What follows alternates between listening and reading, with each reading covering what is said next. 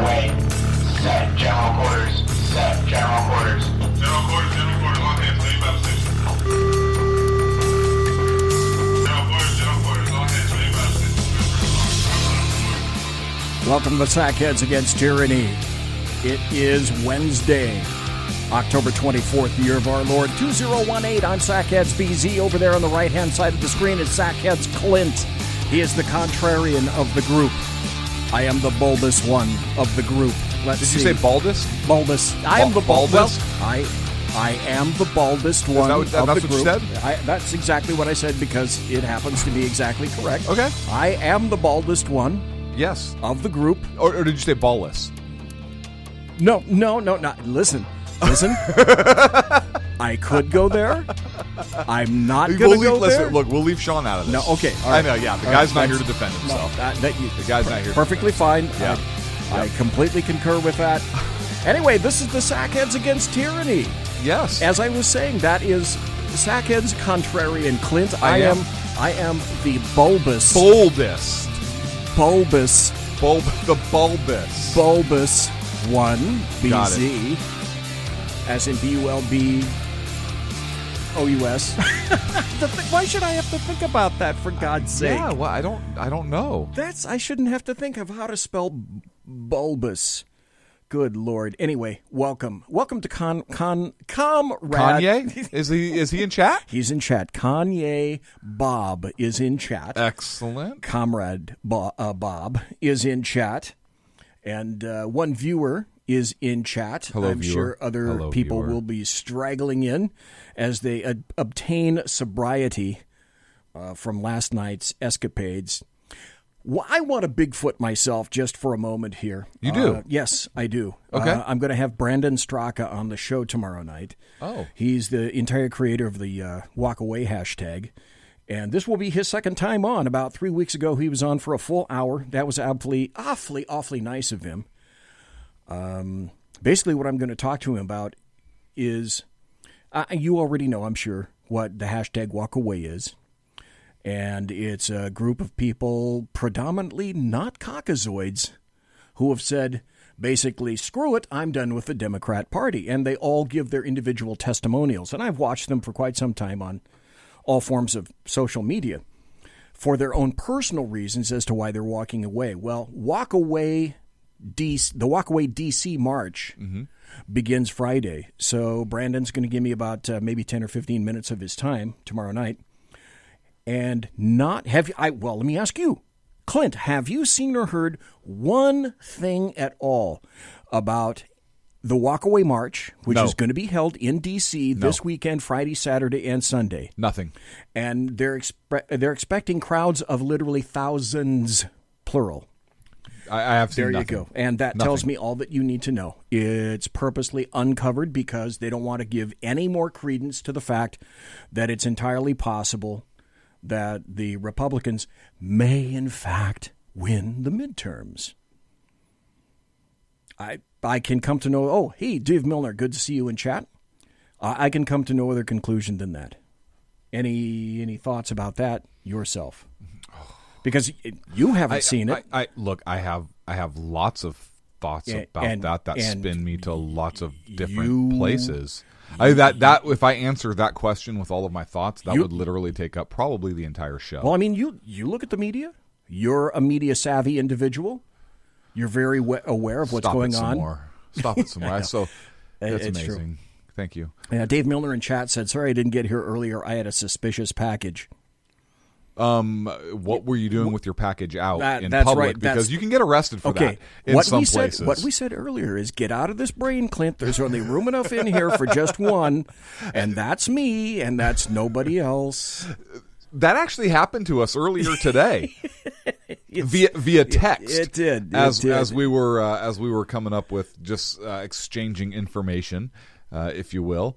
And Dave then follows up with, turns out my package has been suspicious for some time. Yes.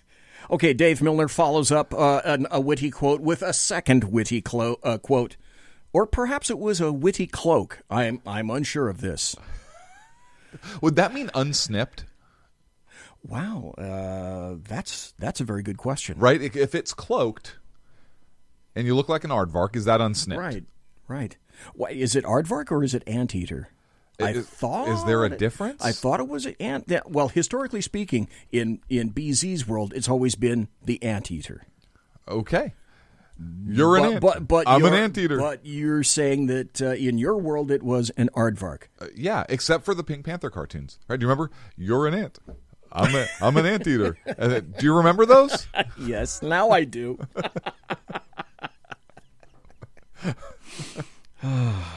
Bringing it back for you. Yeah, it is. It is. Folks, I have something sad to tell you, and on the other hand, it's good to tell you.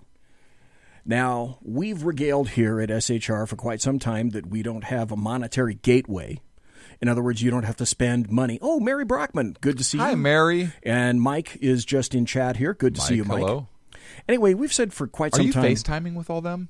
No, they're right here in chat. You say good to see them, so I didn't know if you have like a bunch of screens up there, like a Brady Bunch. There's 25 screens up here, and I'm waving with FaceTiming to them or something. Yeah. Okay, what is FaceTime? Just checking. It's it's like a call. It's through Apple, and you can it's like Star Trek on the big board where they'd push and they'd talk to the people on the big screen, like the video chat. That's what it is on your cell phone. He can't come in here. He'll see the big board. Yes. What movie is that from? Yes. Oh, come on, Dr. Strangelove. Yeah, I didn't catch that. Okay, all right.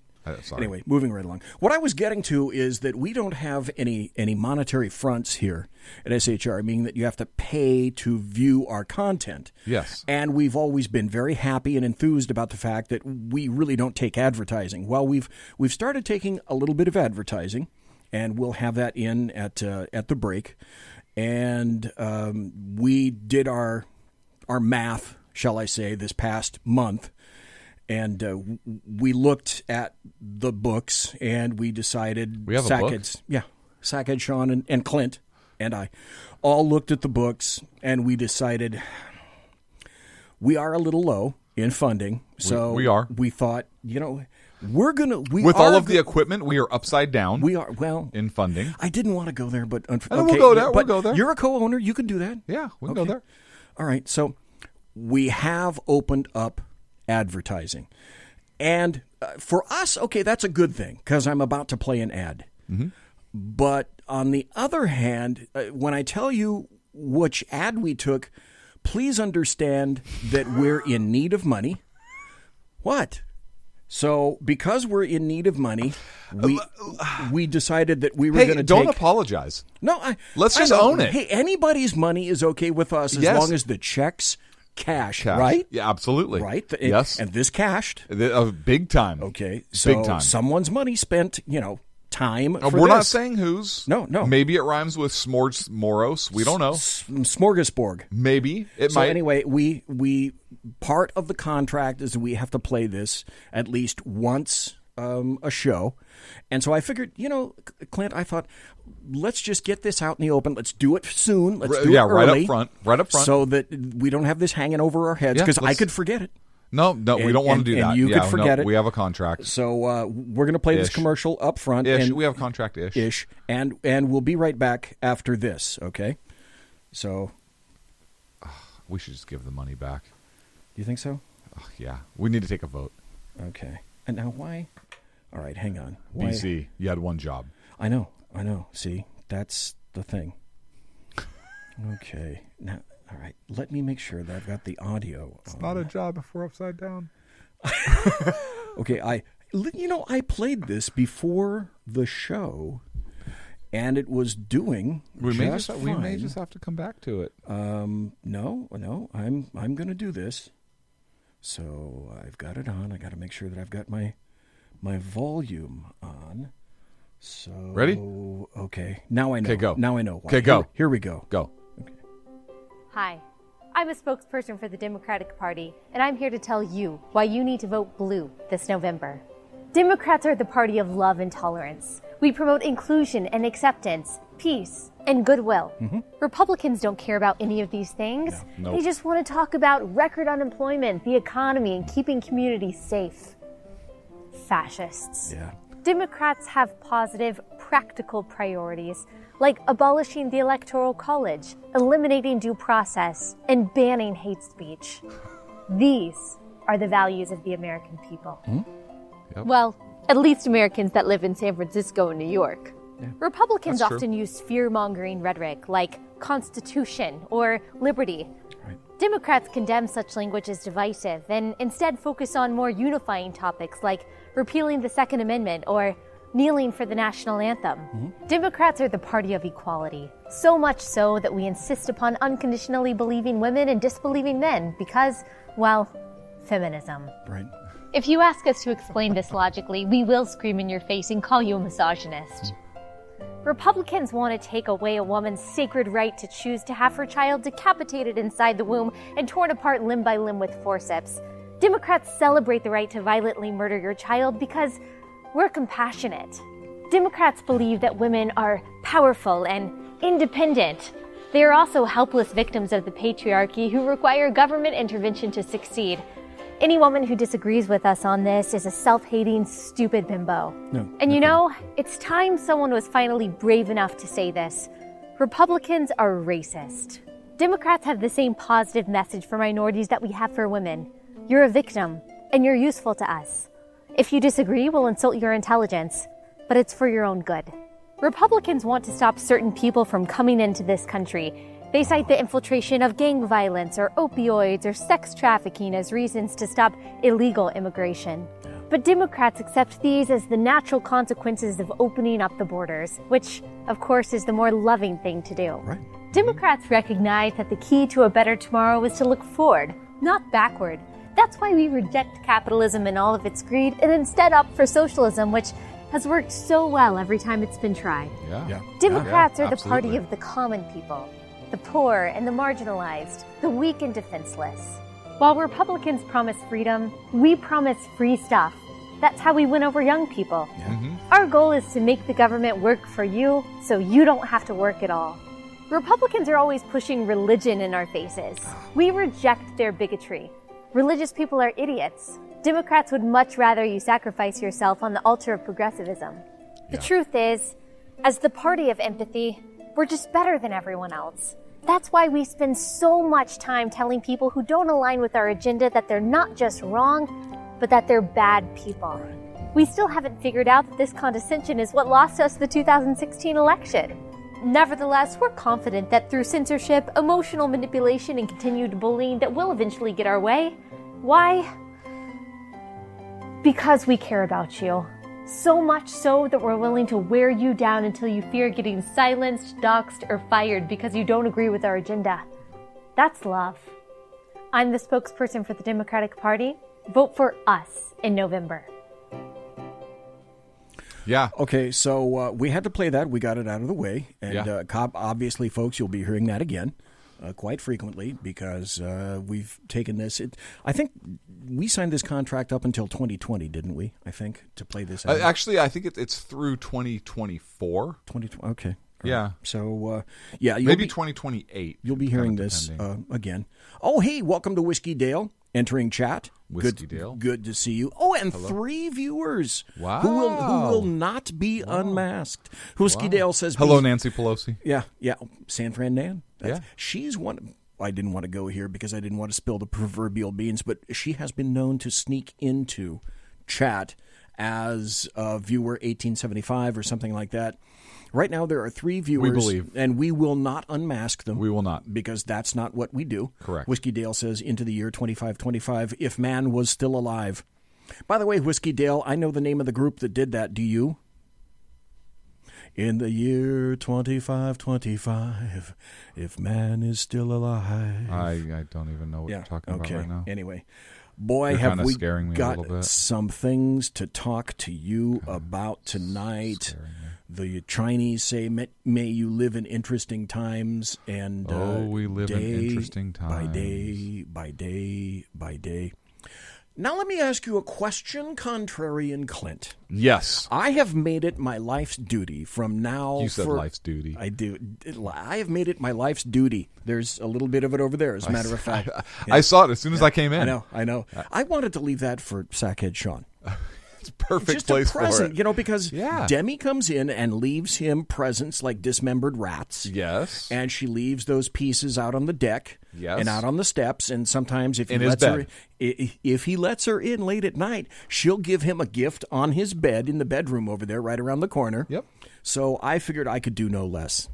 Anyway, having done my sacred duty, just behind the door over there, I decided that Whiskey Dale nails it. Yes, you get it. Nice play, sir. Zager and Evans did the year I think it was the year 2510. No, you're right. Absolutely right. Ooh, Right Wing Aviator is in here.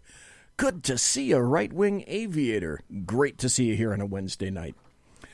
My God, Zager and Evans. I didn't think anybody would get that. Okay, thank God for the internet. Anyway, having said that, I've been doing all my shows Tuesday and Thursday night about all the happy stories and the good things that are happening in terms of conservatives and what I think is going to be a challenging election night. Now, of course, let me stop there and hype the program again.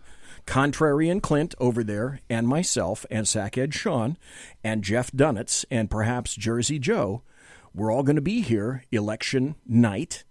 And we're going to be starting at about 4 p.m., 3 p.m., 4 p.m. Pacific over here, which means that's going to be about 6 p.m., 7 p.m. Eastern, when things are going to start to get interesting and when things are going to start to roll. Now, we have no idea which way these are going to go, but I think I said it last night, and I'll place it this way, and this will be the question I want to ask you, Contrarian Clint. I have what I quantified as guarded optimism about November 6th. That's fair. Okay. So how do you weigh in on November 6th? Swing!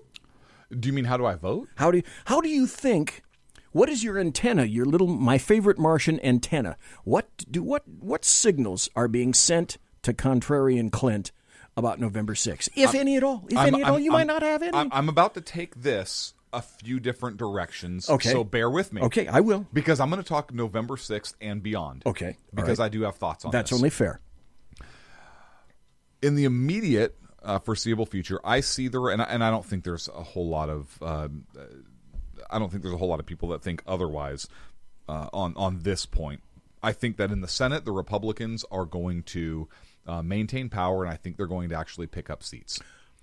I would tend to agree with you on that. That is roughly 3. I think they're going to pick up 2-3 seats. Okay. That's my prediction for the Senate. Okay.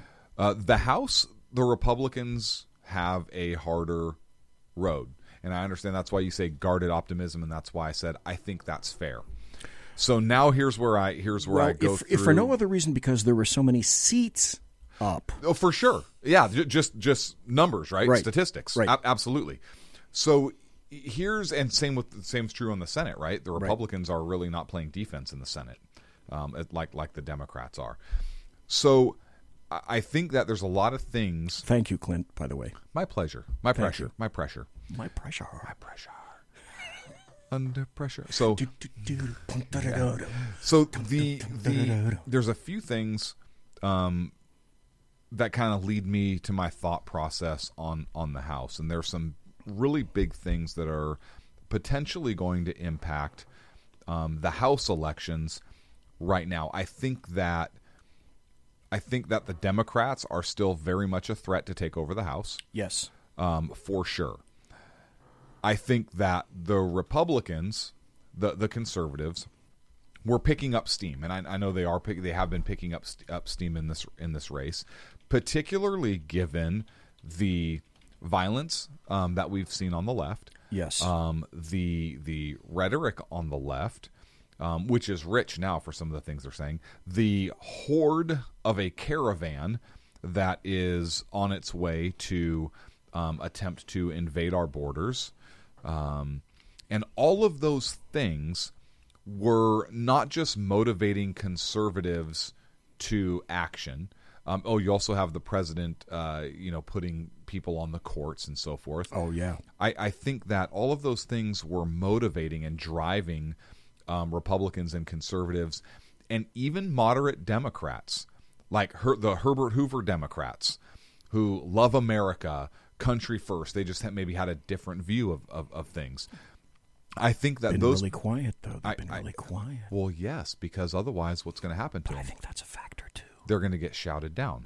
So I think all of those things were moving in this direction, and particularly and we talked about this, particularly the violence that we've seen from the left, the horrible rhetoric, the people getting disturbed when they're out with their families, things that have previously really been kind of off limits and taboo.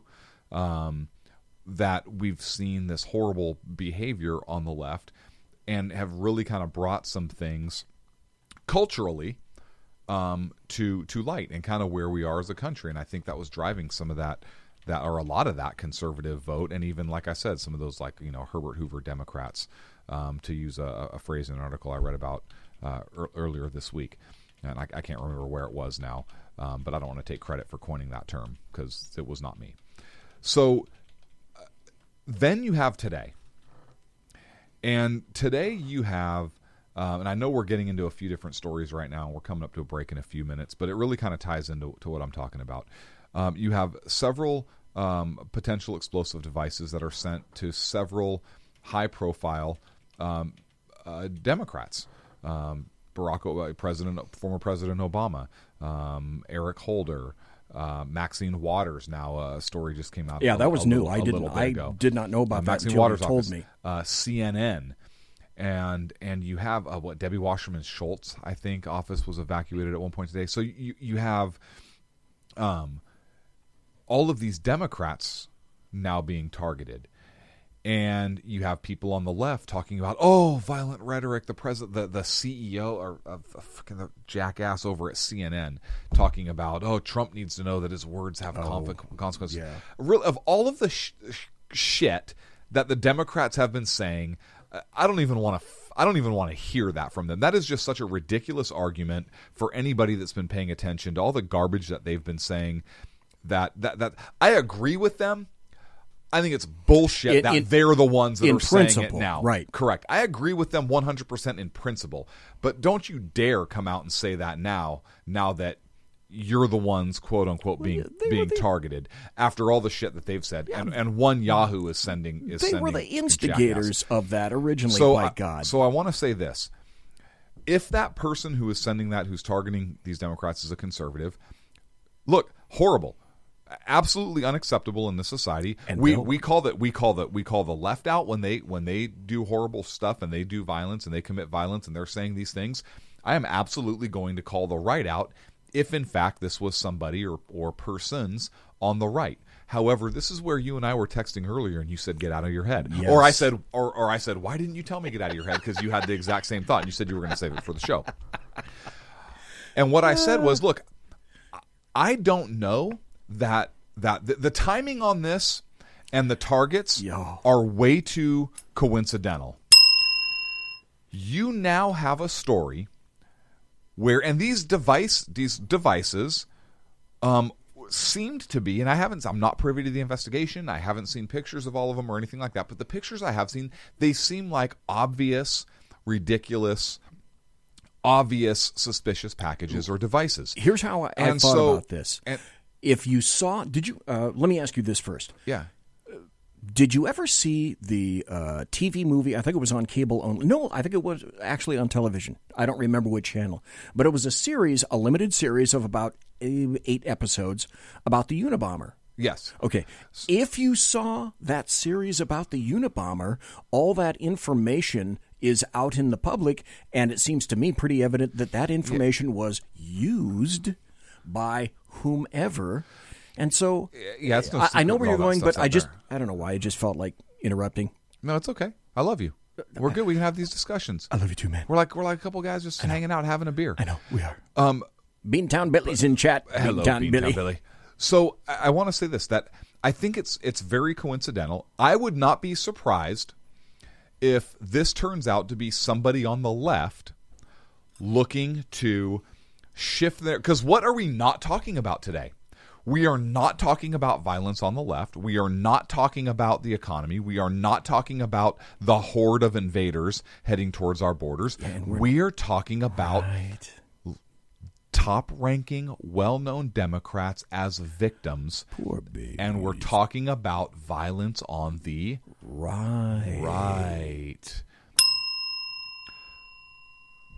So again, I don't know that's the case. I suspect that may be the case. Yeah. I would not be at all surprised if that turns out to be the case. So where I was seeing, and this is where I don't think a lot of people are paying attention to that. I don't think most people consider that as a possibility. I think some people certainly do. I certainly do. And because of that now, within a week and a half left or 2 weeks left, we can see a shift back towards sympathy for the left. It's a little too coincidental that they all got intercepted, that the bomber was that careless, that they all got picked up and identified, that they all had return addresses to, what was it, some Democratic Party address? No, the return address was to Debbie Wasserman Schultz, and they misspelled their name. Yeah, it seems... It seems something doesn't seem right. I will say that. So I will say this. I think it's possible the Republicans keep the House. I do not think a huge blue tidal wave is coming at all. No. But I agree with you that I'm cautiously optimistic, because I do think that people in this country. I think that the left is so over the top right now that I think there are other people in the country, particularly the more traditional Democrats, those Herbert Hoover Democrats, the people who are not radicals, are kind of starting to see some of that. And maybe they won't vote, or maybe they'll vote for the Republican. But I think that is absolutely going to have an impact on that on this election. I know we're up against a break, but there is an outstanding article. I know you know what Hillsdale College is. Imprimis is their publication. Oh, I subscribe to it. I get it every month. There is a phenomenal article that came out, and I'll have to research it to see who wrote it, because I can't remember the gentleman's name. It's in my mailbox, and I haven't gotten to it. The gentleman's name off the top of my head. But it talks about how, and we actually mentioned a little bit about this the other last week, I think, about an actual civil war potential, about how we are currently in a cold civil war. I hadn't heard that term before. That kind of resonates, you know? It absolutely does. So if you haven't read the article yet, I absolutely believe you should. If you don't subscribe to Imprimis, I highly suggest you do. And it's free. And it's free. Which is why I subscribe to it. Highly suggest you do. They'll kick you up for some dollars every once in a while, but I expect it. Hey, you know what? I've donated. Yep. I've donated to them. I have too. But they phenomenal publication, great article this month, and we're up against a break. You opened a door that both you and I are going to walk right through when we come back. This is only the first half hour. There are a ton of other places to go. Folks, you are listening to Sackheads Against Tyranny. It's a true Shat show with Sackheads Clint right over there. Wait a minute. That means that Sackheads Clint is you're more this like way. Right. Okay. Sackheads Clint is more like right there. And I'm over there. You're over So there. you are listening. Hang on. Yeah, right there. Is that about even? Okay. Oh, and by the way, for people who are watching, because you can watch the Shat Show on the SHR Media Facebook page and the YouTube channel, and now the SHR Media Group is on Periscope. So depending on which watching platform you like, you got 3 to choose from. You can use a Periscope to watch the Shat Show. You can do exactly unfolding right before your eyes. So the people that are watching can look over here and see that we are festive. We have our very own Halloween pumpkin. I am a minute over the break, so we are in fact going to take a break. That's your new nickname. What? The Halloween pumpkin. What? Mine? Yeah. Huh, You're okay. a pumpkin. All for forever? No, okay, just for now. All right. Well, anyway, you'd be the great pumpkin. Okay. Charlie Brown. All right, here we go. Conservative media done right. You're listening to the SHR Media Network. Hey, it's Sean from the Sackheads Radio Show, also one of the owners here at the SHR Media Network. Are you opinionated? Have you ever wanted to do your own show? Have you ever heard somebody like the Sackheads and go, yeah, I could probably do that better? Well, now's your chance. Send me a 5-minute clip at sackheadsradio@gmail.com, and maybe you can be part of the SHR broadcasting team. sackheadsradio@gmail.com.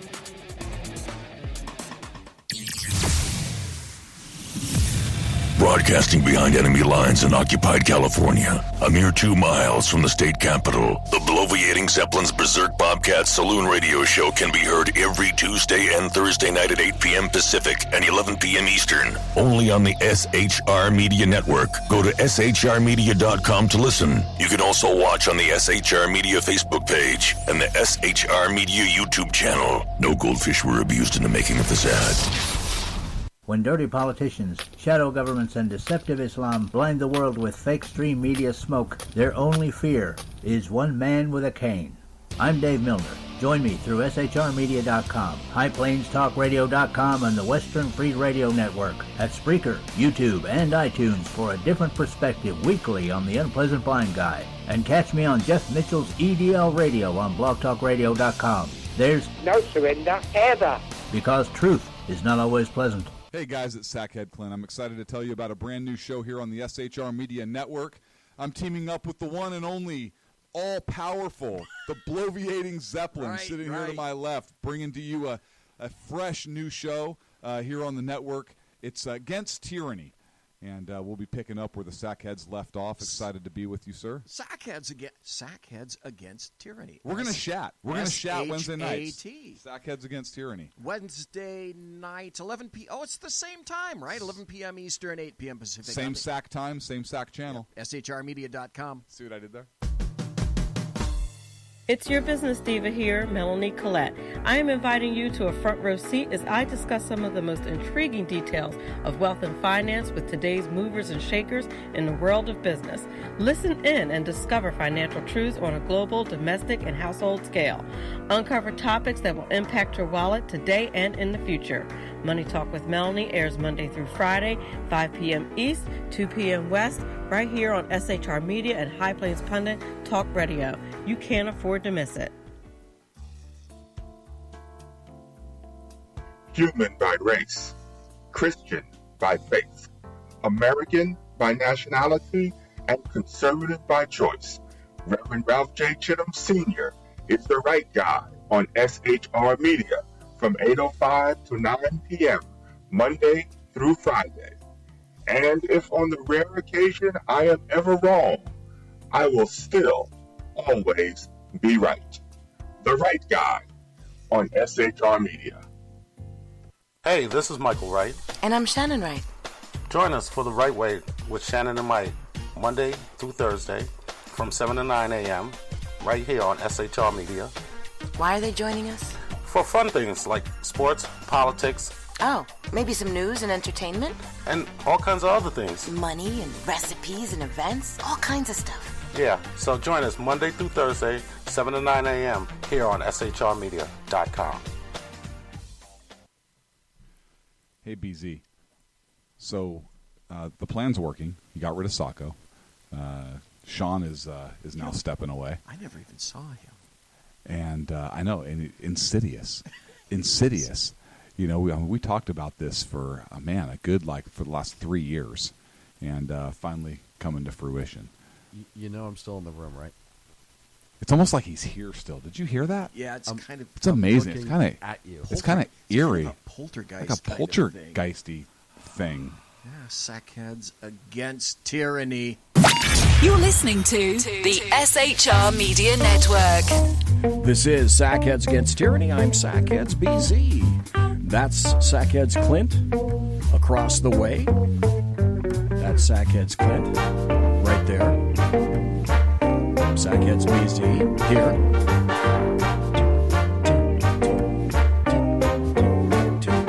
And right behind us is the Sackheads Pumpkin, which will be here every time that we have a live show in the studio, the SHR Media studio.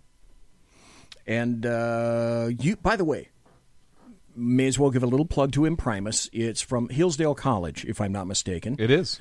And who's the guy? I can't think of the name of the guy that runs Hillsdale College. Larry Arnn, Dr. Larry Arnn. Larry Arnn. Mm-hmm. We used to carry some promos from him back in the early days of SHR. So, folks, subscribe to Imprimis, IMPRIMUS. It's free. Hillsdale College. It might even be at imprimis.com, but they send you... I think it's on primis.hillsdale.edu. Okay, there you go. Perfect. Anyway, it's free. It doesn't cost you a thing. And I get it every month in the mail. You can send them a couple of dollars now and then, and they have great articles. Now, they'll be either... The thing that I like about these is that they're either going to be in-depth articles that don't just cover something in a glancing fashion. I mean, they go into the meat of whatever topic is displayed at the time. Yes, they do. Or I've also noticed that they cover speeches from very important people that come to Hillsdale and give a large presentation, again, in depth. You'll find a lot of things to like and read in Imprimis from Hillsdale College. Just a little plug. I don't get any money from them. None of us here get any money from Hillsdale. Nope. I'm just saying it because they're good peeps and they have great darn articles. And I'm going to tell you something else about Hillsdale, and I absolutely am a huge fan of the college. They take zero taxpayer dollars. God bless them. Zero. For that. That's zero. Fabulous. And they also give free classes. You don't get college credit per se. No. Oh, I but know they where you're going. They give free classes on a variety of topics. And it is literally in depth. It is their lectures, their lectures on the Constitution 101, Constitution 201, Western Civilization, Great Authors series. I think there's one on, I believe, if I'm not mistaken, there's one on the Roman Empire. They have several different topics. Fabulous. Now, I remember when they released the Constitution 101 class, just that. And at the end, it's 10 about 45-minute to 1 hour lectures. At the end of each lecture is a quiz. So you watch the lecture, you take the quiz. When you complete the class for whatever topic it is, there is a way that they will mail you a certificate saying, hey, you completed Hillsdale College Constitution 101 or whatever. Which is way cool, by the way. It is, and it is the same instructors that teach at Hillsdale, the same professors that teach at Hillsdale University. And again, those are free. They cost $3.99. They don't cost you a single red cent. Yep. I have donated to Hillsdale. I enjoy donating to Hillsdale. If you are looking for a great place to donate some money, I would encourage you to take a look at Hillsdale University. And again, we get no money. We are not affiliated with Hillsdale University. This is literally just me, and I'm going to speak for BZ because I know you're coming from the same place, BZ. Yep. Speaking to you from the heart about an institution in this country that is really rare and that is doing great things for the country and that I believe in anyways. So that's enough on that. Well, that just happens to be very true. Could we go back to the bombs here for just a second? Sure. There are some things that just came to my brain housing group during the break. Now, you said there were some new ones. To my recollection, there were 6 bombs, now maybe 7, maybe 8. 7, I haven't heard 8. That were sent. So they were sent to people on the left or Democrats. 0, none of them go off. All of them are like crudely made pipe bombs, and to me, at least, they were conspicuously obvious explosives, and they were conspicuously packaged as such. They were all... Here's the deal, because you got to be a moron to think that you're going to send a large package to, I don't know, Bill Clinton, and that all of a sudden Bill Clinton will walk out of his mansion and open his mailbox, and there's something that you mailed to Bill Clinton. And if you're stupid enough to think that anything that you mailed to Bill Clinton is going to go directly to him, you would be maddeningly wrong. So, number one, they're easily screened. These things were all easily screened. They were all easily discovered. To me, it seems it's screaming to me like it's a stunt.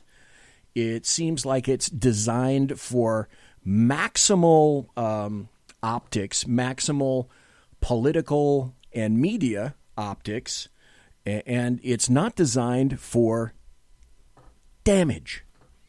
It certainly seems that way. It's gotten the attention of everybody. Mm-hmm. Certainly, that's very true.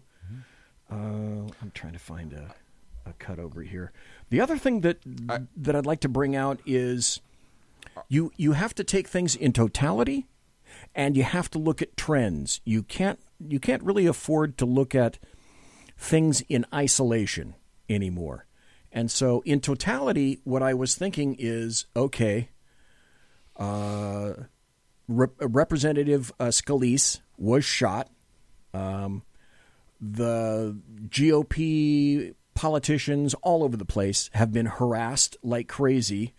Holder got through saying, kick him.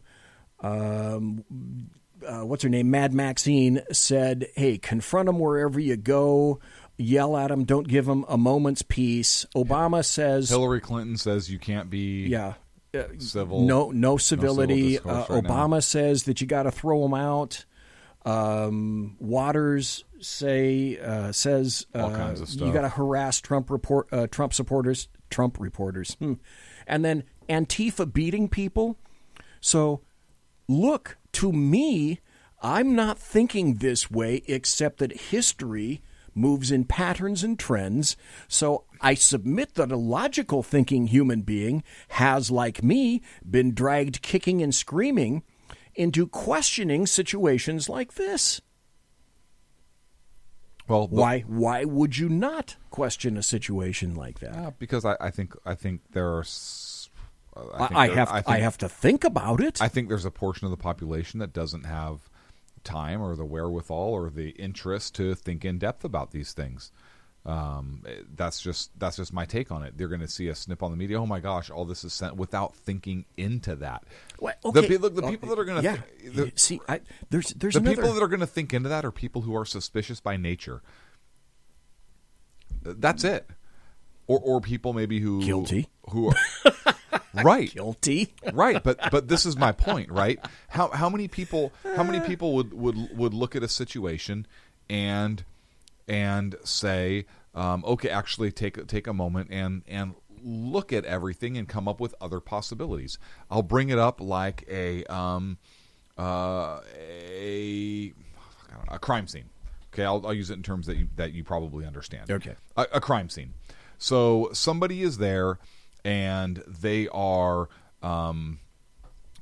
dead in a vehicle that was perhaps looks like it was in a crash. It was in a ditch, and they're still seat belted into the vehicle. And the car's upside down in water. No, car's not upside down in water. And they're kind of in the vehicle, and they have urine stains leading up. They're laying on their right side in the vehicle, and the urine stains are leading up towards their left leg and hip area, and their neck has been broken. Most people would look at that and say, oh, this individual died as a result of the car accident. But people that tend to look at the whole picture would look and say, oh, this person is laying on their dead in the vehicle, laying on their right side. However, the body releases things upon death, and the urine stains are running up against gravity. Correct. This person may have been killed and the accident staged. Two different ways of looking at things. Most of the public would not take a look at that and look at all of those things and come up with that as a possibility. And I think that's what you have in this case. I'm not saying that, oh yeah, it was a left-winger who did that. No, I have absolutely no way of knowing that. I'm not part of any investigation. However, you have the ability, BZ, and me, just because I'm skeptical of everything, really has the ability to look at everything and think about alternate possibilities. And I don't think a lot of people do that. I think they take at face value what they hear on CNN as they're surfing, or MSN or MSNBC, or even Fox News as they're just kind of haphazardly surfing around. And even people who are pissed off. even people who are upset by all this that are happening, their talking points are literally what they're regurgitating from name the news network. Like I said, I try not to take things in isolation. Mm-hmm. But does that make sense? Yes, it does. It makes perfect sense. Because people have other things to do than some of the things that we do, which is examine everything, because we come from... Are fucking crazy. Well, no, we're not. Not literally. We come from the school of trust but verify. Yeah. That's sort of our nature. That's sort of our backgrounds. That's how we were raised. But there are some red flags on this that scream to me, and I suspect are screaming to you. The first thing after, not at the very beginning, but after I started listening to things today and started to assemble some things in my brain housing group, to me, this is not a serious bomber. This is someone who is doing this for effect, because a serious bomber would ensure that these things would detonate. These are essentially IEDs. Now, make no mistake, pipe bombs are terrible. There's a guy named Arlie McCree who I met in 1996 when I went to a tactical convention in Las Vegas, and I watched him take det cord and breach a door in the parking lot of one of these big motels. Arlie McCree was a detective for LAPD, and at the time, he was like God, little g, in the world of IEDs and explosives and EODs, explosive ordnance details. Arlie McCree was killed, and I got a note from his son saying, thank you. I wrote a real nice thing about his father, and I met him and everything. Arlie McCree was killed about a week after I met him by a pipe bomb, the simplest of things possible, when he began to unscrew a cap, and there was black powder in the flanges of those caps, the butt ends of the caps. So if these are pipe bombs, these can detonate easily, and you can make them, force them to detonate easily, and they haven't. There have been, to me, a number of mistakes made. In chat, I don't even remember where, somebody said they misspelled Florida. Okay. John Brennan, for example, is not a contributor for CNN. He's a contributor for CNBC or NBC.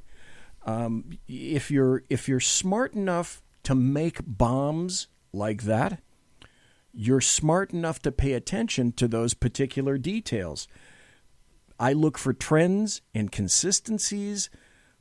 I'm seeing inconsistencies. In other words, let me back up a little bit and say something as simple as this doesn't pass the smell test. None of these were delivered to anyone's residence. It doesn't pass my smell test. You know, and the other thing, these are classic suspicious packages, though, right? Because you have misspellings, excessive postage. Yes, but, you look at the stamps and the postage on the stamps. There's an assload of these things. It's like an Acme poster in a Looney Tunes cartoon. It is, because trust me, you know already this. Mail rooms across the United States have been told for 2 decades now, especially after the Unabomber in the 70s, look for packages with too much postage. The other thing that I've seen in a number of the photos is that they haven't been canceled. The stamps weren't canceled. You know, stuff like that it tends to just really scream out to me. Again, it just doesn't pass BZ's smell test. And look, there is a possibility that there is somebody out there who maybe is conservative, who is just batshit crazy and can't spell right, and looked on the internet for some stuff and was literally in his boxer shorts and his freaking t-shirt making this stuff. It's possible. No, Whiskey Dale in chat says BZ is right. This doesn't pass the spell test. Oh, thanks, Whiskey Dale. I needed that. So the big thing is, though, what are we talking about right now, and what are we no longer talking about? Let me ask you one quick question. Yeah. Do you think this? And I believe A, it's a guy, and B, do you believe this person is going to get caught? Yeah, I do. Yeah, I do. And quickly. And yes, exactly. I believe this person is going to get caught within a week. Maybe 2 weeks at the outset, but fairly soon. Got to catch him before the midterms. If for no other reason. And I'll tell you what, as I think you already said, and I talked to Sackhead Sean, I had dinner with him tonight, and he and I both agreed.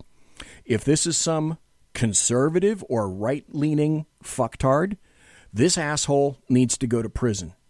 Oh, 100%. This asshole, a political affiliation, ideology, it doesn't make any difference. Absolutely. Whoever you are, you need to go to prison for acts like this. 100%. Forever. Yes. Forever. You cannot operate a civil society on crap like this. Nope. This kind of crap has got to stop. And look, I'll tell you something. I'm very proud of it. I want to see the difference in reactions. The right came out. President Trump used the rally in Wisconsin. Yeah, and used his bully pulpit for good. Yes. He denounced it. He said, and I don't have the exact quote. I don't have the article up in front of me right now, but he denounced the act. He said this incivility needs to stop immediately. We need to come together. He is 100% right. Scalise came out and said, this is horrible. Condemn it. Sarah Sanders condemned it. Across the board, we are condemning it. Across the board, conservatives have condemned this act. Whether you're a progressive, you're a liberal, and you just want to bring the conversation somewhere else, or whether you're a conservative and you're doing this, whatever the bad guy ends up being, this is 100% unacceptable, and we condemn it.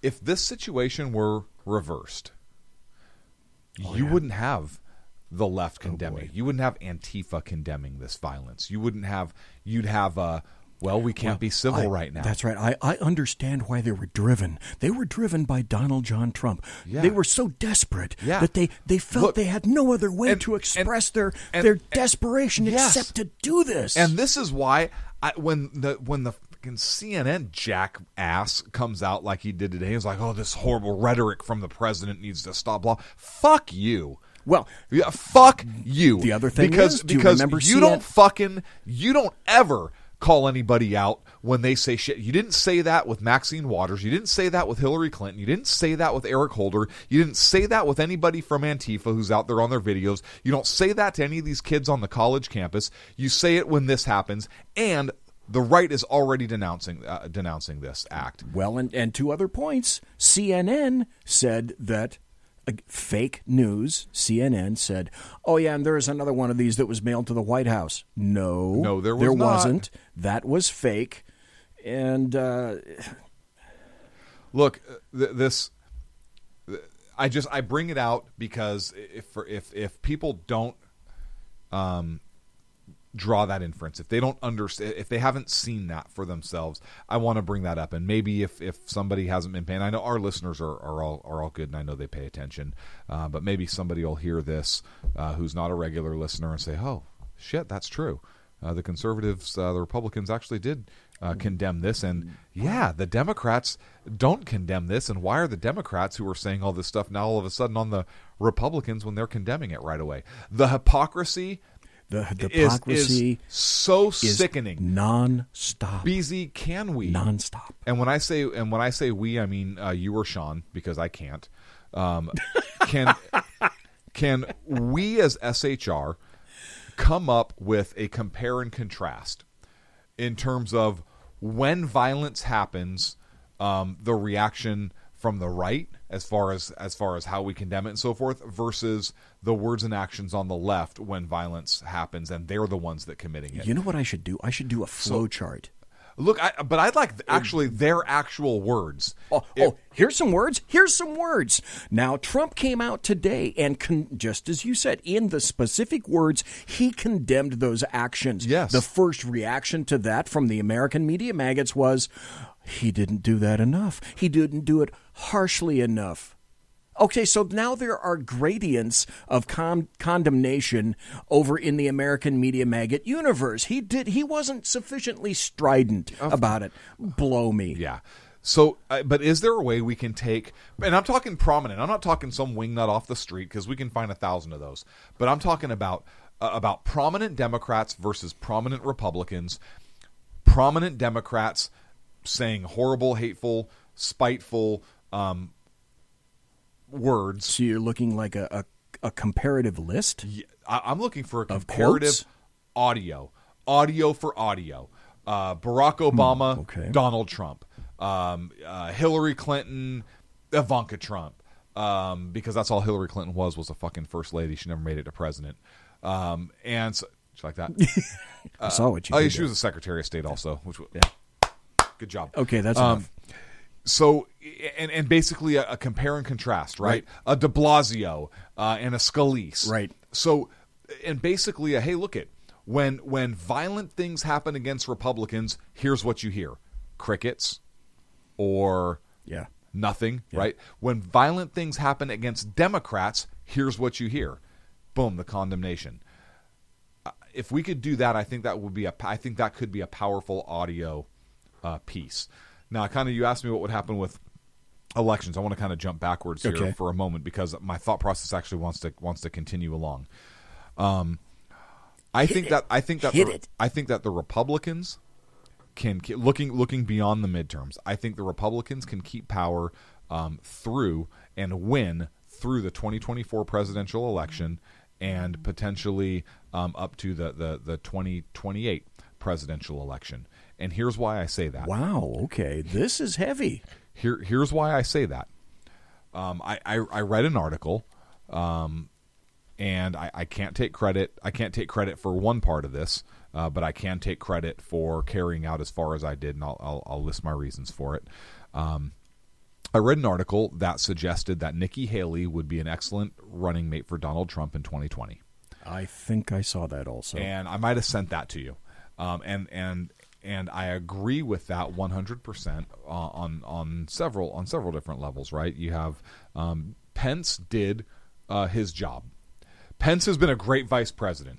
He has done a great job of supporting President Trump. He's a great support, and he's perfectly background. And yes, and he delivered the conservative evangelical vote, which Trump did not have. And at the end of the Kavanaugh hearing, if you remember, with his Secret Service agents, he could have gone out the back door. He went right out the fucking Pence middle. said he went right out from the Senate Judiciary Committee in the midst of all those tards out there. Yep. Okay, feather in Pence's cap for that. Absolutely. From BZ. Absolutely. So, but politically, he did his job. Yes. And he's there in the Senate if need be. With the way Donald Trump has been governing, and with his Supreme Court picks who have been confirmed, Donald Trump has solidified the conservative evangelical vote. He no longer needs Pence for that. What he needs now is the minority female vote. And Nikki Haley fits both of those bills. She's Indian. Okay. She's Indian American. Right. Not Native American. Not Native American, but from India. From India, the country. Yes. And she is female. She is wickedly smart. Even those on the left have talked about how she's done a good job in the United Nations, even though they may not have agreed with everything she's done. She's a strong leader, a strong woman. She did in South Carolina, if you remember, and I wasn't happy about it because of the historical aspect. I know where you're going. With the flag, correct? Right, the stars and bars of Lee's battle flag, and I believe a statue too, also, if I'm not mistaken, or was it just the flag? I don't remember the statue. I know it was the flag. Okay. So she has gone against Trump on some things, but she has also supported his agenda fully in the United Nations. Nikki Haley needs to do something to keep her relevant because she can win the presidency of the United States. I don't think that she's not going to. I don't think she's going to run against Trump. I think the Republicans would be stupid to run against Trump, and I think most of them know that because you look at where the economy is and the popularity that he has. Boy, do I have some thoughts on that when we come back. And so let me finish. I know we're going to be a couple minutes over here, but I wanted to circle back to this because I told you earlier this was going to go a lot of different places. You're giving me great ideas. So I think that you got to find a place for Pence. And again, this article suggested Nikki Haley's a running mate, and I thought it was a brilliant move. And as I thought about it, I have a lot of different thoughts going, probably like you're having right now. And You got to find a job for Pence. What that is, I don't know. I don't know what's going to happen with Jeff Sessions. I don't know what's going to happen with the UN. Oh, there you go. That's another. I don't know what's going to happen with Mike Pence, but you can't just get rid of him because that's not fair. He's done everything you've asked, and he's been a solid vice president. So you have to find something prestigious for him. You have to find something that's not a firing or a downgrade, so to speak. You have to find something very, very that suits the man because he has done a tremendous job. But Nikki Haley, if Nikki Haley is Donald Trump's running mate in 2020. I predict a Trump victory in 2020. If the economy keeps going how it's going, I predict a Nikki Haley victory in 2024. I predict a Nikki Haley victory in 2028.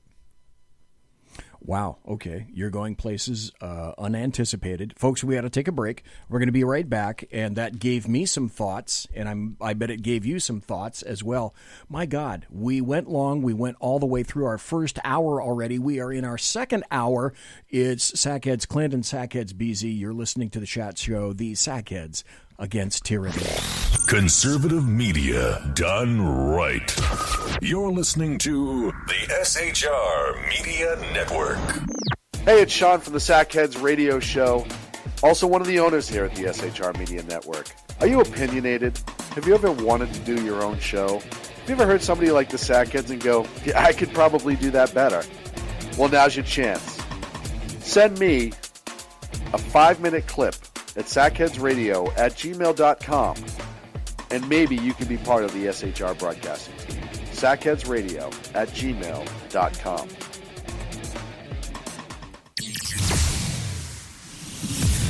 Broadcasting behind enemy lines in occupied California, a mere 2 miles from the state capitol, the bloviating Zeppelin's Berserk Bobcat Saloon Radio Show can be heard every Tuesday and Thursday night at 8 p.m. Pacific and 11 p.m. Eastern, only on the SHR Media Network. Go to shrmedia.com to listen. You can also watch on the SHR Media Facebook page and the SHR Media YouTube channel. No goldfish were abused in the making of this ad. When dirty politicians, shadow governments, and deceptive Islam blind the world with fake stream media smoke, their only fear is one man with a cane. I'm Dave Milner. Join me through shrmedia.com, highplanestalkradio.com, and the Western Free Radio Network at Spreaker, YouTube, and iTunes for a different perspective weekly on the Unpleasant Blind Guy. And catch me on Jeff Mitchell's EDL Radio on blogtalkradio.com. There's no surrender ever, because truth is not always pleasant. Hey guys, it's Sackhead Clint. I'm excited to tell you about a brand new show here on the SHR Media Network. I'm teaming up with the one and only all-powerful, the bloviating Zeppelin sitting here to my left, bringing to you a fresh new show here on the network. It's Against Tyranny. And we'll be picking up where the Sackheads left off. Excited to be with you, sir. Sackheads Against Tyranny. We're going to chat. We're going to chat Wednesday nights. Sackheads Against Tyranny. Wednesday night, 11 p.m. Oh, it's the same time, right? 11 p.m. Eastern, 8 p.m. Pacific. Same SAC time, same SAC channel. Yeah. SHRmedia.com. See what I did there? It's your business diva here, Melanie Collette. I am inviting you to a front row seat as I discuss some of the most intriguing details of wealth and finance with today's movers and shakers in the world of business. Listen in and discover financial truths on a global, domestic, and household scale. Uncover topics that will impact your wallet today and in the future. Money Talk with Melanie airs Monday through Friday, 5 p.m. East, 2 p.m. West, right here on SHR Media and High Plains Pundit Talk Radio. You can't afford to miss it. Human by race, Christian by faith, American by nationality, and conservative by choice. Reverend Ralph J. Chittum Sr. is the right guy on SHR Media from 8:05 to 9 p.m. Monday through Friday. And if on the rare occasion I am ever wrong, I will still always be right. The right guy on SHR Media. Hey, this is Michael Wright. And I'm Shannon Wright. Join us for The Right Way with Shannon and Mike, Monday through Thursday from 7 to 9 a.m. right here on SHR Media. Why are they joining us? For fun things like sports, politics, Oh, maybe some news and entertainment? And all kinds of other things. Money and recipes and events, all kinds of stuff. Yeah, so join us Monday through Thursday, 7 to 9 a.m. here on shrmedia.com. Hey, BZ. So the plan's working. You got rid of Sacco. Sean is now stepping away. I never even saw him. And I know, and insidious. You know, we talked about this for for the last 3 years, and finally coming to fruition. You know, I'm still in the room, right? It's almost like he's here still. Did you hear that? Yeah, it's kind of. It's amazing. It's kind of at you. It's kind of eerie. Kind of a poltergeist. Like a poltergeisty thing. Yeah, sackheads against tyranny. You're listening to the SHR Media Network. And we're back. It's the second hour. Live and direct from the SHR Media Network studios. We are broadcasting east, 2 miles east of the Bill Mill, what I call the locus of evil on the entire left coast, the capital of Fornicalia, Sacramento, where after we leave at night, Sackheads Clint and Sackheads BZ, when we exit the door over there on our left, your right, the first thing we smell as we exit is, hey, look, we can smell the brimstone, and the sulfur emanating from emanating from because that's where the prevailing prairie winds take it, and it comes east, and we go, oh, there they are, crafting more bills again in the dead of night, hoping to pass them in the dead of night. We had an interesting conversation during the break. We did. It was actually a segment unto itself. And yes, and I think we might relive it here because, I call Sackheads Clint a contrarian because sometimes he'll take a contrary argument just to argue the fuck with you. For whatever reason, that's just... Listen, you either love him or you hate him, okay? But that's why I call him Contrarian And I don't Clint. care either way. No, he doesn't. Boy, I sure know about that. Yeah, not okay, at all. so there we were on the break, and I brought up immediately after the break, because I was going to talk about it after the break. I said, I'm not really convinced that Nikki Haley did the right thing in announcing her retirement from as UN representative. And I thought that the timing on that wasn't really good, and I wasn't very happy about it because she announced it before the midterms, and I said I didn't think the optics were real good on that because she stated that she was going to retire, or wasn't going to retire, I should say, until either the end of the year or the beginning of 2019, one of the two, right around in there. January. So I thought, I'm not real happy about that. And Clint and I were talking back and forth on that, and this is what Clint said. Oh, you have it recorded? Yeah, I do. No, go ahead. You're doing great.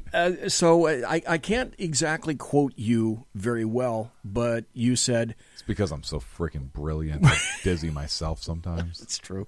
So you said President Trump... Well, you said you thought there was some potentially bad blood. I thought there may have been some bad blood, and I said I don't think it put President Trump in a favorable light, and he lost some gloss and some shine over that. Mm-hmm. The timing irritated me, and then you pointed out some things about Trump. Yeah, I said I don't think that it was negative. I don't think it was mostly negative. Maybe there was a little negativity. I don't know. But I don't think it was mostly negative. And I said that because of the following. They have had public spats before. They have had public disagreements before. They've had head-to-head disagreements in the past. And neither one of them. Look, Nikki Haley is a strong personality. She is not afraid to tell you when you're wrong. She's not afraid to share her opinion, and even if it's unpopular. Confronted people in the UN she quite is clearly. Not afraid to confront people, and neither is President Trump. President Trump is not one to hide his feelings on anybody. And so if there were bad blood there, and you look at how other people have left the administration, and you could tell there was bad blood. When Donald Trump's not happy with somebody, Jeff Sessions, He's been pretty obvious about it. Bones about it. Look at the past. Look at past statements on name the person: Ted Cruz, Scott Walker, Nikki Haley. Oh God, who was right? the social media chick that was in there and then invited a ton of people into the White House without making prior arrangements with anybody in the White House, and then wonders why she gets her butt kicked out of the White House? And she was a friend of his from The Apprentice. Omarosa. Yeah. Was that her? Yeah, I think so. Okay, I think you may be right. So anyways, there was no love lost. When there, well, look, when there she was stupid. When there is, when he does not like somebody and he is not happy, he makes no bones about it, and neither does she. And that did not happen in this case.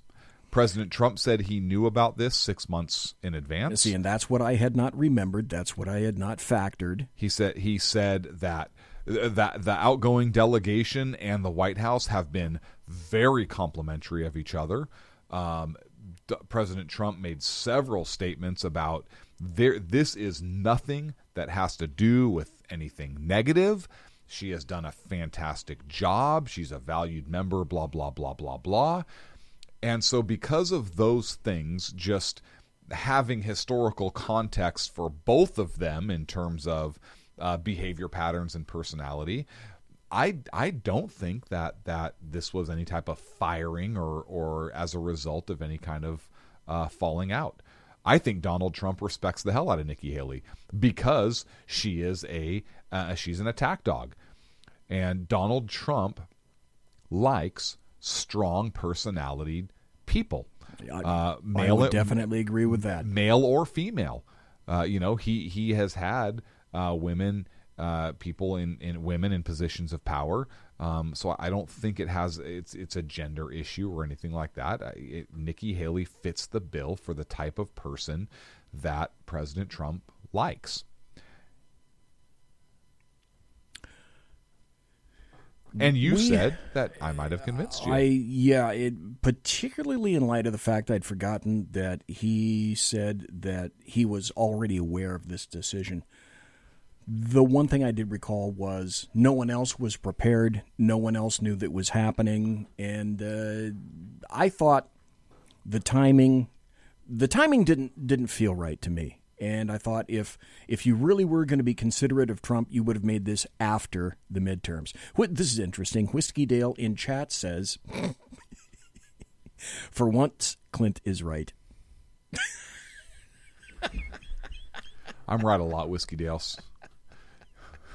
That's interesting. God, that's another reason why I like you guys in chat. There's a ton of stuff to go over. We went over the bombings. Let's see if I can find this. There was What we do on the show is on our days off, Clint will send me topics through news articles, and I will send him topics through news articles back and forth to each other on our smartphones, which are infinitely smarter than we are, which is why we utilize them. He sent me a story which was from Michael Gillen, I think Guillen, PhD. This was an opinion piece. And when I saw the headline that Clint had sent, I thought, okay, this looks like something out of a bad InfoWars article.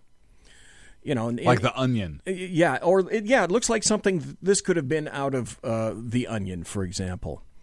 Or what's that other one? There's another funny thing called Babylon Bee. Folks, if you haven't been to Babylon Bee is very similar to Onion. And I make this because, and I didn't mention it until now, Mary Brockman sent a link in chat to the Babylon Bee. And it says, and I loved this, it says, suspicious package mailed to Joel Osteen found to contain a Bible. Okay, I thought that was funny. Anyway, this article has a headline that I'm guessing you're looking up right now. The article says, sketchy genetic engineering practices could spell the end of the world as we know it. And, of course, that REM song came to my mind. It's the end of the world as we know it, and I feel fine. So I don't feel fine after reading this article, because this was a disturbing article, as a matter of fact. It starts out by saying, last century the world was upended when science breached the inner sanctum of atoms and created the A-bomb. Today we're hacking into the inner sanctum of living cells, and the consequences, for better or worse, spell the end of life as we know it. That's a rather startling statement in your very first damn paragraph. That's a hell of a statement to make. I mean, is that what caught your eye? So I read science and technology articles quite often. Okay. We don't discuss a lot of them here on the show, but we've had discussions about aviation and space exploration and so forth. So lots of history, you bet. I do enjoy those articles, and so that's what caught my eye with this, was kind of the whole. That's kind of an interesting headline. I wonder what this is about, and then kind of an interesting grab. And is this guy just being melodramatic or looking for ratings or whatever? Yeah, because you could say this is like almost way over the top melodramatic. Over the top, yeah. So I thought maybe this person was like being way over the top dramatic, kind of like how we like to do sometimes, right? Sure. In order to prove a point. Yeah. And I thought, that's kind of interesting, because I like people that do that, because we do that. But then I thought, holy fuck! As I actually read this, this guy is not bullshitting, because he also brings up some incidents that I had completely forgotten about. Mm-hmm. Yeah, go ahead. Today's drama began several years ago when genetic engineers from Harvard, MIT, and UC Berkeley co-developed powerful gene editing tools that now make it possible for us to directly monkey with DNA at will. The tools go by the name of CRISPR, which stands for, are you ready? Hope you're sitting down for this. Clustered, regularly interspaced, short palindromic repeats. So what he says in plain English, basically, is that CRISPR is making possible scenarios once considered right out of science fiction. And you're quoting his article. I am. They are unprecedented developments ranging from utopian to dystopian. Okay, this guy's got me hooked right here. This article has got me hooked. I was so excited for you to read this. And because I'm thinking, oh yeah, okay, this is kind of what BZ thinks about the digital world. That post is coming. So he said, first, okay, here's the good. Using CRISPR and other tools to treat genetic diseases, of which there are thousands, everything from cystic fibrosis to hemophilia, breast cancer, diabetes, autism, and even obesity. Oh, thank God there's a cure for BZ. And hemophilia, which is one thing the left can't stand. Right. Oh, that's homophobia. It's an obia, right, okay. Of some sort. So patients with Duchenne muscular dystrophy, DMD, for instance, have a defective gene that fails to produce enough dystrophin. That's a key muscle protein. And recently, doctors at Nationwide Children's Hospital in Columbus, Ohio, injected healthy genes into 4 DMD boys and obtained what he considered to be very encouraging results. Okay, so that's a good thing. Now, he says, now we have to consider the sketchy. Using gene editing tools to mix and match disparate species. Okay, this could go badly. This could go right out of like a Michael Crichton novel that we may have read 1,000 of times. This could go directly like 4 or 5 Michael Crichton novels that he's read in the past. By the way, anybody, did you know that Michael Crichton, the author, was 6'8"? He towered over everybody else. After he'd write a book, and then he'd go on the book circuit, and he'd tower over people. That was his job. He passed away, though, regrettably. Okay, so please note, this is not your grandfather's selective breeding practice. As I write this, he says, this is where it gets really bizarre. Renegade genetic engineers in California and Minnesota are creating pig-human and sheep-human chimeras whose vital organs are human. They're doing it against the wishes of and without any funding from the National Institute of Health, NIH, but they're reportedly motivated by a noble cause, to create a limitless source of body parts for patients in need of them. So I want to interrupt you real quick. How does he know this is happening? I didn't see a source cited for that. Okay. It indicates at the top of the article that he's a PhD, so that indicates to me that he somehow has a toe in the water of the doctoral community, but he doesn't say, somewhere. He doesn't say, hey, this is happening and I know about it based on X. He just kind of dangles it out there. That's one part of the article I was kind of like, that's interesting. I'm sorry to interrupt, BZ. I just wanted to call that out. And he poses a really excellent question. He says, what if the human cells in these illicit chimeras proliferate beyond their vital organs, to their brains, for instance? These resulting creatures, possibly capable of human thought, could no longer be considered just pigs. We're not near the island of Dr. Moreau, but science moves fast, says David Resnick, an ethicist at the NIH. The specter of an intelligent mouse stuck in a laboratory somewhere screaming, "I want to get out," would be very troubling to people. Then there's another scientist, Hiromitsu Nakuichi, a Stanford University biologist who's trying to make human sheep chimeras, concedes such a thing could happen. If the extent of human cells is 0.5%, it's very unlikely to get thinking pigs or standing two-legged sheep, he says. But if it's large, like 40%, then we'd have to do something about that. Well, that begs the question, okay, what? Dave Miller in chat says, what's the law? And Dave, the law is there is no law. There is no law. Oh, keep reading. Dave. Just wait, Dave. It gets better. Oh, yeah. If you think this is bizarre. Just wait. Yeah, we're going to keep going. Finally, the unnerving is using CRISPR to create novel organisms from scratch. We're going from reading our genetic code to the ability to write it, declares renowned geneticist Craig Venter. That gives us the hypothetical ability to do things never contemplated before. Stop. What do we know about people? We know that people, by their very nature, will push everything to the ragged envelope edge and then beyond. To that end, geneticists launched the Genome Project Right, GP Right. It's a global initiative intending to redesign existing genomes and synthesize living organisms sprung entirely from the human imagination. So if you can think of it... It launched. They launched the project. They launched it. Okay. I want to make sure our listeners understand that. Okay. That's not something they're looking to do. That's not a hypothetical anymore. That's project reality. Has been launched. Okay, go ahead. So he continues. He says, I love science, and I trust in its motivating desire to understand the universe and improve the human condition. But, just like I said, if we've learned something, anything, from our hacking the atomic nucleus, it's this.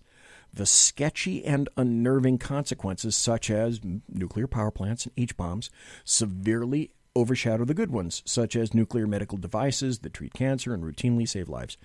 Witness our current nail-biting efforts to keep nukes out of the hands of North Korea and Iran. He says, although I foresee a good deal of goodness coming from genetic engineering, I'm inclined to commiserate with the late Eugene Chargaff, eminent Columbia University biochemist and DNA research pioneer. He says, quote, the nucleus of the atom, the nucleus of the cell, he wrote in Heraclitean Fire, Sketches from a Life Before Nature. In both instances, do I have the feeling that science has transgressed a barrier that should have remained inviolate? Mm-hmm. Yeah, and look, so when I sent you this article and you kind of responded back to me, I said, look, there are some things that we should not screw with. There are some things that man is not meant to understand. Man being mankind. So for any feminists out there that are just freaking screaming at me right now, just CTFD, calm the fuck down. Knock that crap off. So, and go get your husband a beer. So, what? I'm married. Okay, that happens. I'm married. So, hey, my wife isn't in chat. Perfect. Okay, there perfect, you go. Perfect. Yeah, if so, I'm going to apologize. I'm going to get my ass kicked later for that, I'm sure. But look, box wine. Okay. If there are some things that are not meant to be screwed with. There are some things we have no business monkeying around with. Nature... so you can't even say monkeying around anymore. Right. Nature has a way to make us pay the price when we fuck with things that we should not. If you're an atheist, okay, nature. If you're religious, God has a way to make sure that we don't get too big for our britches.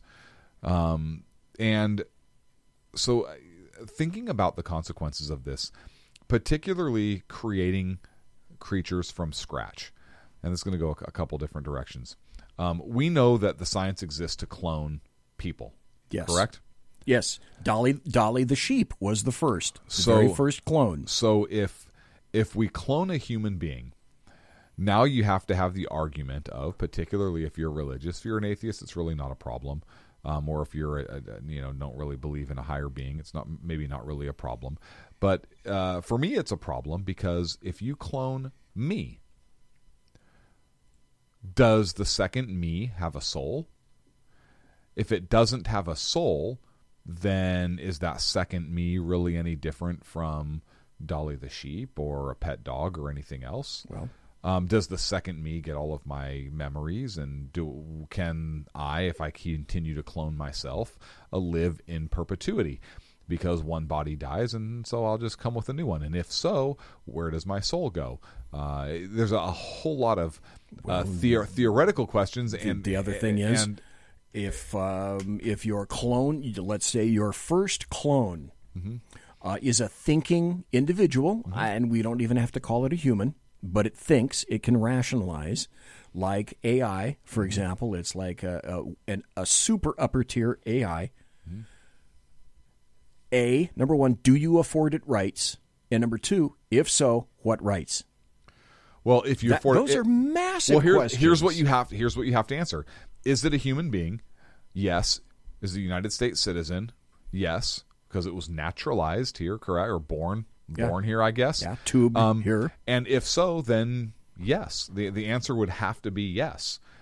But I'm talking from a different perspective, not necessarily from a legal perspective. But yes, if it's capable of rational thought, emotions, pain, all that other stuff, it's not property. Is it a human? Yeah, and what makes us exactly? Is it chattel? What makes us human? Does it belong to a university that created it? Does it belong to the organization that funded it? Is it a slave? What is it? I don't know. And if it doesn't have a soul, do we care? Do we care? I do. And people are going to ask. Is it human? Well, you have no way to answer that, right? So there are so many repercussions that are so much deeper than just a science. It's really the question about, should we be doing this? I think the answer is absolutely not. But let's go back from creating species from scratch. There's a reason. If a species is not here, there is a reason that species is not here. If we start fucking with nature and either bringing shit back that has long been extinct, like those scientists in Russia, I think I sent you that article also, right? They're trying to create some animal or something that they found some DNA preserved in the permafrost. Who's to say that you couldn't find a woolly mammoth? Well, I think that's what it is. Yes. I think that's what it is, the scientists in Russia. And say that you are motivated. I love the woolly mammoth. How cool would it be to be a scientist and pull off cloning a woolly mammoth? No. And watch it become a huge woolly mammoth. Fuck no. Look, there's a reason why woolly mammoths no longer roam the earth. There is a reason. Their habitat no longer exists. For whatever reason, have the argument. I don't care. I don't know. You're being awfully judgmental on that. But I was always a fan of woolly mammoths. There's a reason why they are not here anymore. And if you start creating species that were not meant to be created, that nature didn't create or that God didn't create, and I don't want to hear, God created the species through man. Bullshit. If it was not created through God, through nature, or if you don't believe in that, through nature, there's a reason that species does not exist. How do you control that creature? You don't know how it's going to react. If you take the best parts of all these species, almost like Predator, right? Take the best to create some awesome super species. You have no idea how that is going to react. You have no idea how to control the will of that creature, or you don't know what that creature is going to consume, or the habitat it's going to prefer, or the environment, or the reactions. There are so many unknowns. Or whether human beings will become tasty. Look, and this is one of my points, right? You have no way to control, because you can't control nature. You may create something. You cannot create or you cannot control, try as you might, how that creature is going to think, move per se, evolve per se, or if you don't like the term evolve, learn, adapt to the environment, overcome things that it may see as obstacles. They are unpredictable. Anything you create in a laboratory is 100% unpredictable, as much as you think you can control or predict it. It's never existed before. And on that heavy note, we're going to go to a break, and we're going to come right back. I tell you what, when we come back, I have a question that just came into my brain housing group that I'd like to ask you, Clint, and the other people listening. Folks, you're listening to the Sackheads Against Tyranny. It's a true chat show, live and direct right here on the SHR Media Network, shrmedia.com. We're going to be right back. Or are we? Conservative media done right. You're listening to the SHR Media Network. This is Sackhead Sean. And this is Sackheads Clint. And Sackheads BZ. Join us for a very important SHR Media special report, Election Night, November 6th, as we cover midterm returns live from the SHR Media Studios. Not only will we have the best live election coverage, we'll have our very own SHR reporters on scene around the nation to keep you immediately updated. We'll start at 4 p.m. Pacific, 7 p.m. Eastern, and go until, well, it's over. We may have some choice comments to make along the way. For the best midterm election night coverage, go to shrmedia.com and watch the show on Facebook, YouTube, and on Periscope. shrmedia.com. Be there. Hey, this is Michael Wright. And I'm Shannon Wright. Join us for The Right Way with Shannon and Mike, Monday through Thursday from 7 to 9 a.m. right here on SHR Media. Why are they joining us? For fun things like sports, politics. Oh, maybe some news and entertainment? And all kinds of other things. Money and recipes and events, all kinds of stuff. Yeah, so join us Monday through Thursday, 7 to 9 a.m. here on shrmedia.com.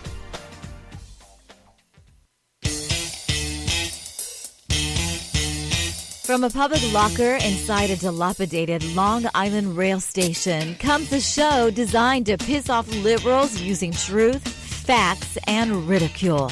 The Lid Radio Show, featuring the conservative voice from the People's Republic of New York, the Lid himself, Jeff Dunitz. Tune in every Wednesday at 2 p.m. Eastern, 11 a.m. Pacific on the SHR Media Network. Go to shrmedia.com. At Lid Radio, we fight for the truth, justice, and a good kosher T-bone. If you don't listen, Hillary Clinton might sneak into your bedroom in her housecoat late at night and blame you for her election loss. It's the Lid Radio Show with Jeff Dunitz.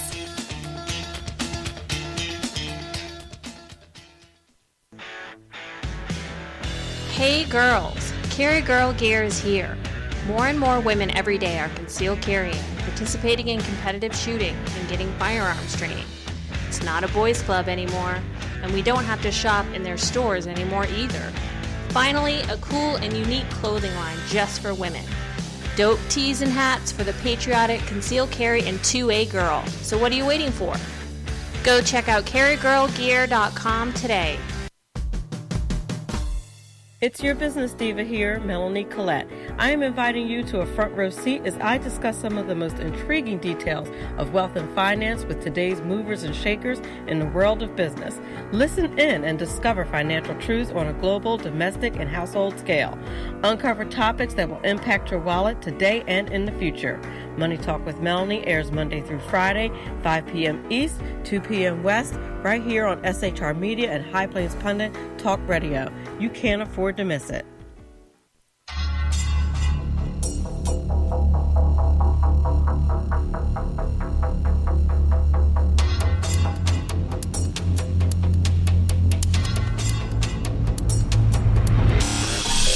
show on the SHR Media Network, Sackheads Against Tyranny. On shrmedia.com. Go there quick like a bunny, 11 p.m. Eastern, 8 p.m. Pacific, every Wednesday. Live and direct on the SHR Media Network. shrmedia.com. Be there.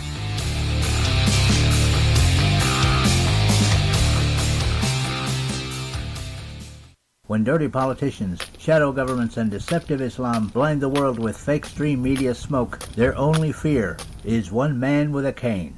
I'm Dave Milner. Join me through shrmedia.com, highplanestalkradio.com, and the Western Free Radio Network at Spreaker, YouTube, and iTunes for a different perspective weekly on the Unpleasant Blind Guy. And catch me on Jeff Mitchell's EDL Radio on blogtalkradio.com. There's no surrender ever. Because truth is not always pleasant. Broadcasting behind enemy lines in occupied California, a mere 2 miles from the state capitol, the bloviating Zeppelin's Berserk Bobcat Saloon Radio Show can be heard every Tuesday and Thursday night at 8 p.m. Pacific and 11 p.m. Eastern, only on the SHR Media Network. Go to shrmedia.com to listen. You can also watch on the SHR Media Facebook page and the SHR Media YouTube channel. No goldfish were abused in the making of this ad. Conservative media done right. You're listening to the SHR Media Network. It is the final half hour. The final half hour of the show. And Clint looks perplexed over there. He's perplexed because what Clint is hearing is my music from the BZ show. This is my fade-out music from all the promo packs that we have. So I had a new promo pack. I already had my music up there. I thought I'd play it and let you have just a taste of the Berserk Bobcat Saloon.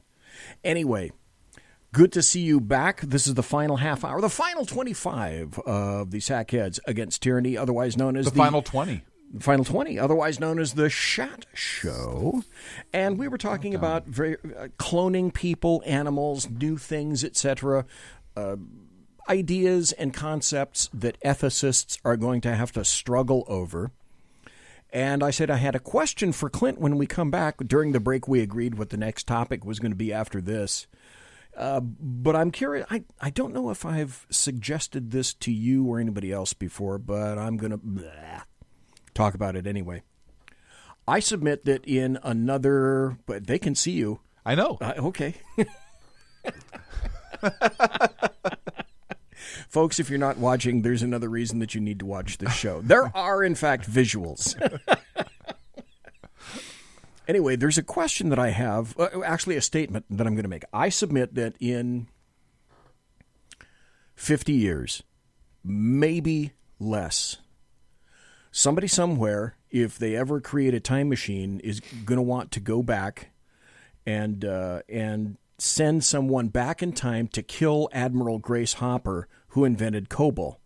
Because I believe in 50 years or less, it's going to come out that the digital age was the worst thing that we ever did to humanity. Because there isn't anything that you can create that cannot be hacked. Creating or putting anything at all and making it digital is asking for your life and everything else to be known from now until forever.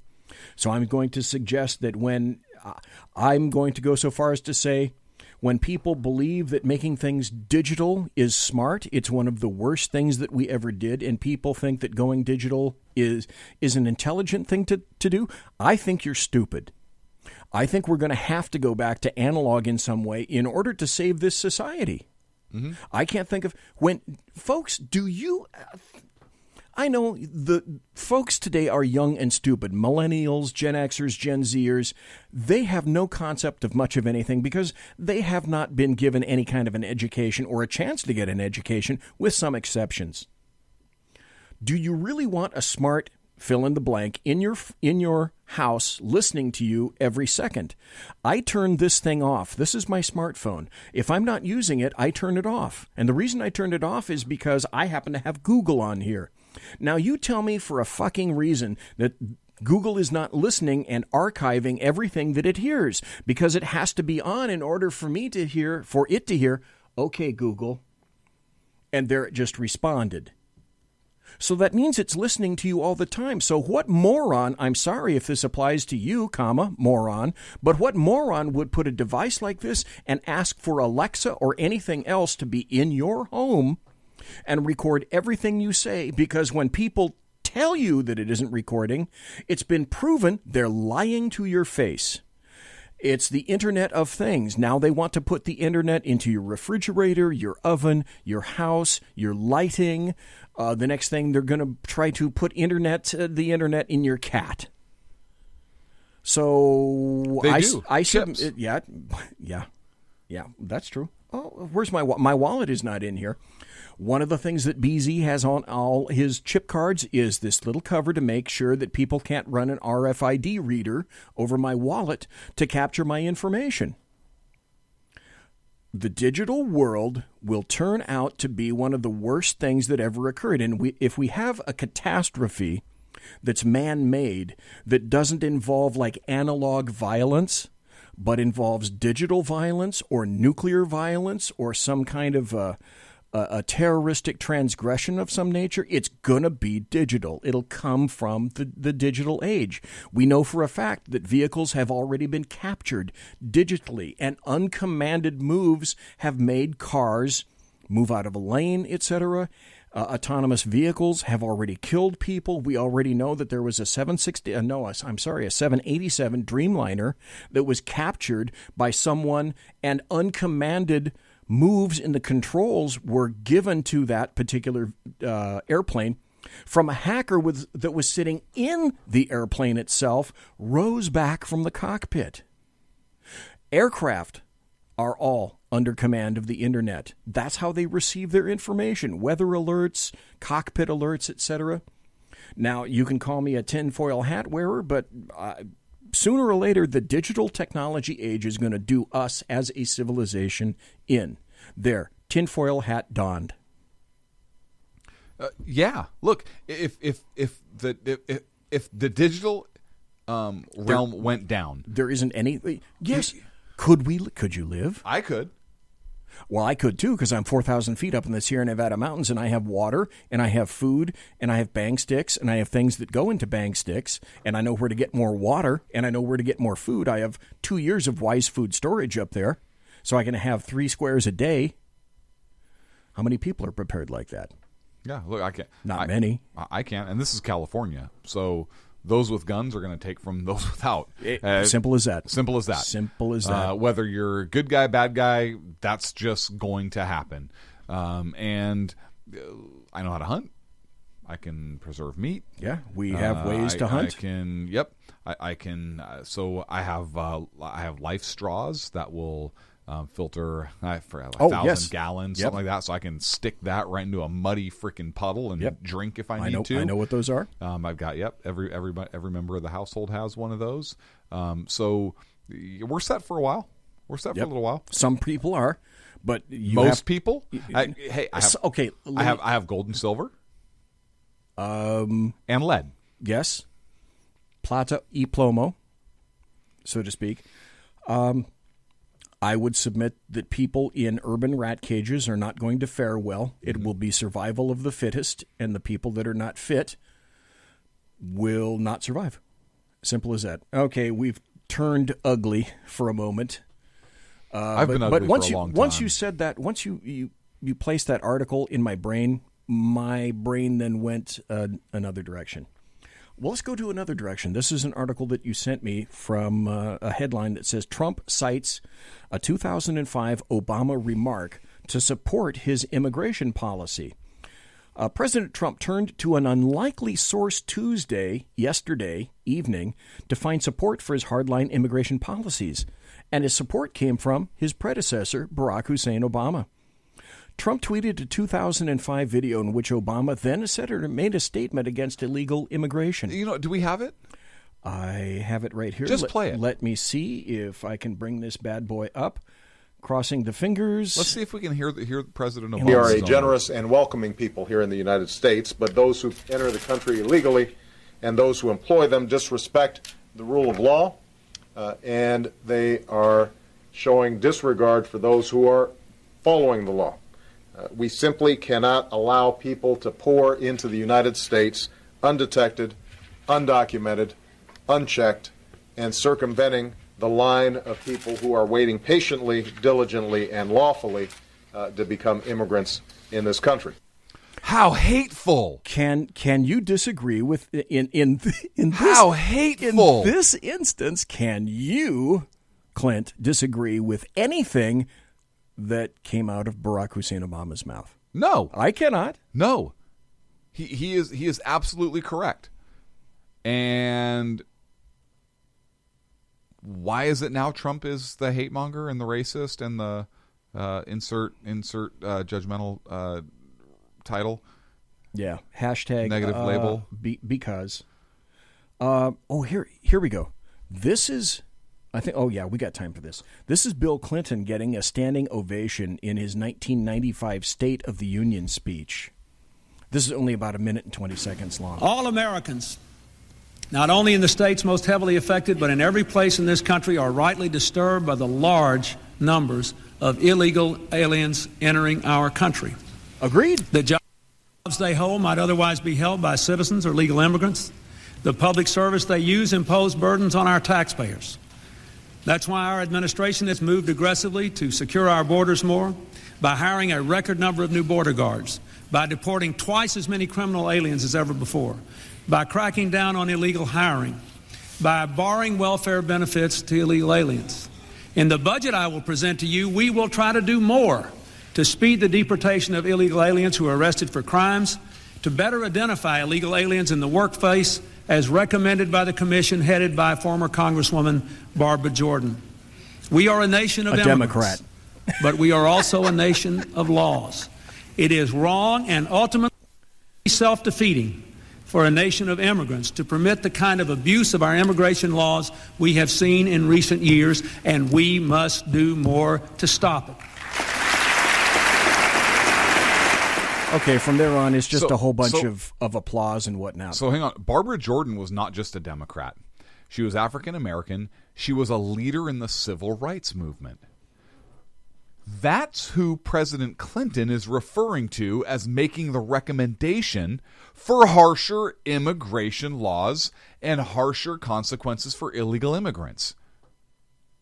Okay, question. And it's for me.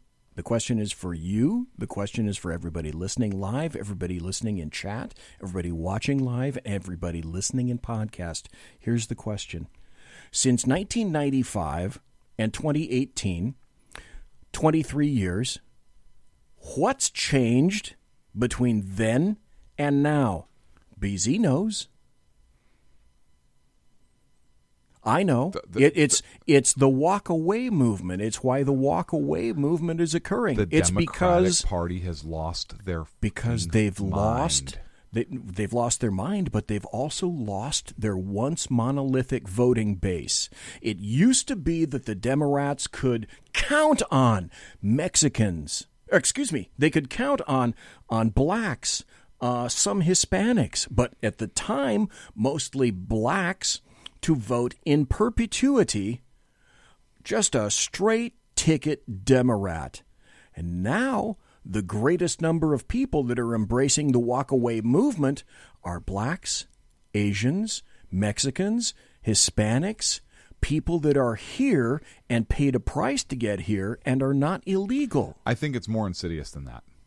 That's my read on the obvious. What's your take on the more insidious? I think it's more insidious than that. I think that the Marxists, the extremists, the Bill Ayers types of the world have infiltrated the university system and the educational system. Okay. There's no argument about that. Okay, no, none. We as a country have brought about a radicalized group of people who are now of voting age, and the Democratic Party has moved away from the Imprimis article ties right in with this.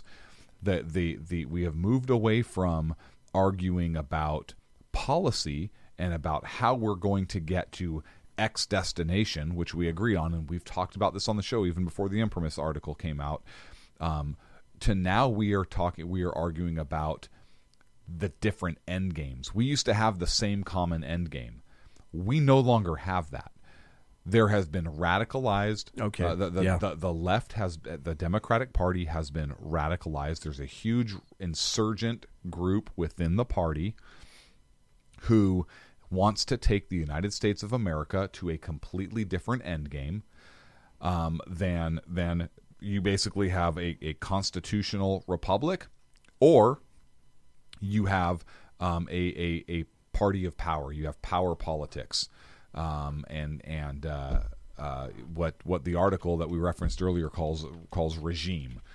You're arguing for power rather than for policy, and I think that's what we're seeing now. So I think that because there's been a fundamental shift. Yes, you're right. I'd forgotten what you could call the lack of a better word, the anarchist effect. So because you've had that fundamental shift, you have people who, the Hoover Democrats, right? People like Bill Clinton, like Barbara Jordan, who were like, she was so. Bill Clinton was called the first black president at the time, right? People that legitimately moved for civil rights. Barbara Jordan, a civil rights leader at the time, and so forth, who's making these recommendations because they still cared about America. That's not the case anymore. There are Democrats, with a large percentage of Democrats within the party that no longer care about America. American exceptionalism is dead. They want to see a world with no borders. Fuck. I sent you pictures. I was at a bookstore yesterday. Oh, right. Tell us about that. And this ties in perfectly. Yep. And I was at a bookstore yesterday, and there was an article on the end cap. I was in a Barnes and Noble. Let me turn on your photo, just so if you have the photos, you can put them up and people can see. I was in a Barnes and Noble, and there was an end cap display in the store. There it is. And let me read you some of the titles of the books on this end cap display very near the kids section of the store. One of the children's books, Enough, 20 Protesters Who Changed America. And you can see that it's drawn in a cartoonish kind of way to try to capture younger kids. Minority athletes with fists raised in the air. Yep. Another book, Roses and Radicals. Perfect, just what your kids need. Another book, What Can a Citizen Do? I actually read some of this one. It's not a citizen of the United States. It's what can a citizen of the world do? What can a global citizen do? Another book, Refugee, written by... because they're all good and they're all great. And as a matter of fact... Written by Alan Gratz. Oh, hang on. All refugees are better than you are. My personal favorite... by Wade Hudson and Cheryl Willis Hudson. I'm guessing it's a husband and wife. We Rise, We Resist, We Raise Our Voices. That is a children's book on big display at Barnes and Noble in California, right there at the book. Another one by Ruby Shamir and Matt Faulkner, Elections, Vote. That doesn't sound bad, but given the company of the other books that are there, I have to look at that with a skeptical eye. Just a bit of a jaundiced eye. Sonia Sotomayor, Turning Pages. This one doesn't bother me as much, and I'll tell you why. That one doesn't bother me as much as I disagree with her opinions. She has conducted herself respectfully, although I disagree with her.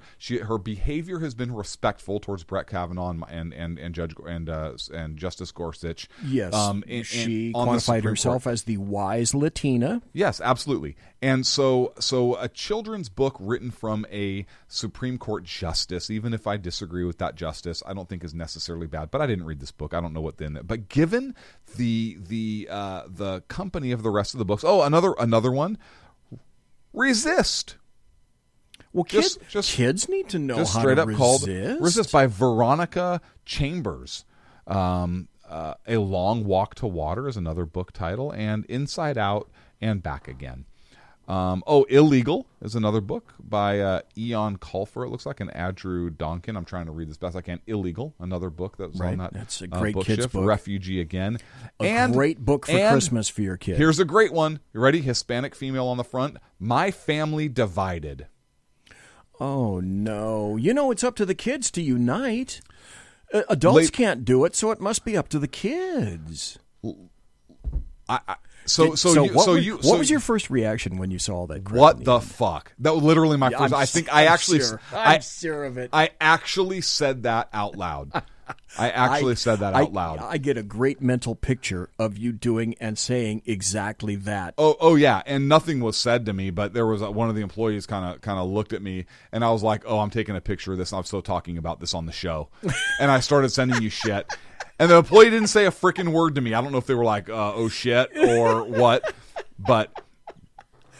Yeah, it's not illegal to take pictures in a bookstore. I'm pretty sure. No, last time I checked, right? So I was like, "Are you like that needs to be brought out? Are you freaking kidding me right now?" And I sent you pictures, and I looked at that. Our text exchange, I think, was pretty. I was taking pictures like book by book, and it was like I was uncovering. Yeah. I was like, I took a picture of one, and then I was like, "Holy shit!" There's another one. I took a picture of that one. I was like, "Are you freaking kidding me?" I just took a picture of the whole display, I think, and ended up sending it to you. I would have to say something similar to this, and that ends another Chat Show. We've had a great time. On that. Well, we only have 2 minutes. Now I'm spun up, and we can't even talk about anything nice. Well, I'm going to talk about nice stuff tomorrow. We didn't get to talk about nice stuff tonight, but I'll talk about nice stuff. We didn't talk about the caravan. Listen, like I say, hang on, okay. There's so little time, only 2 hours in one show on a Wednesday. 30 seconds. How can we possibly get it all in here? 30 seconds. Sure. Trump says he's going to put the military on the border. Good for him. I don't know if lawfully he can do it. Sure he can. I'm not sure. Sure he can. United States border is sovereign. Why can't he? I think they're going to go posse because it's not a civilian law enforcement function. It's going to get they're going to find some federal judge who's going to slam that down immediately, and he's going to say, "Fuck you, defense of the country falls under my purview, not yours." That'll be an interesting confrontation. Yeah, but he's already setting his argument up for national security and for the invasion argument by talking about MS-13 and by talking about potential terrorists coming in from the Middle East. Which is also kind of interesting because now it's been found out that as opposed to the lies that were spread yesterday, yes, there are MS-13 people in here. Yes, the Guatemalan president 2 days ago said that he stopped 100 members of ISIS from getting into this, and those are terrorist members. And, of course, they're going to be people that are members of the cartels that are coming in, and people that are going to be muling drugs, and they're going to have children muling drugs, because why wouldn't you? What do you do if you're the United States military or the Border Patrol and you're on the border and they just fucking come right through anyways? My guess would be they're going to do exactly that. But the final question would be, of this entire massive border, and you're this congealed group that's soon to assault the border, and no, I don't think they're going to get here in 2 weeks for the midterms. By the way, it's only 12 days now before the midterms. I don't think they're going to get here in 12 days. However, that having been said, of all the locations on the border to assault, where do you think they're going to go? California. You bet your ass they're going to go to California. And that's why Trump's not going to use National Guard troops. Who will he use? Regular Army. Really? Okay. Yep. Why would he use National Guard troops under the control of a governor? Well, certainly not that governor. Exactly. Hell no. We know what he's done. And he already came out and said he's not going to use National Guard. No, I missed that one. Yep. I did miss that one. Wow. Again, as per normal, this has been a great show. We went through a ton of stuff, and we still didn't get it to a fraction, to a percentile of the stuff that I had lined up in tabs for us to chat about. Anyway, that's Sackhead's Clint, way over there. Sackhead's BZ, the bulbous one, right here. I'll be back tomorrow night, and we will be back next Wednesday, 1 week closer to the elections. As a matter of fact, it will be, when we speak next Wednesday, it'll be 6 days to the elections. Less than 2 weeks, folks. Vote red in November. Vote red in November. For those of you who just tuned in, vote red in November. Take care, folks. See you next week.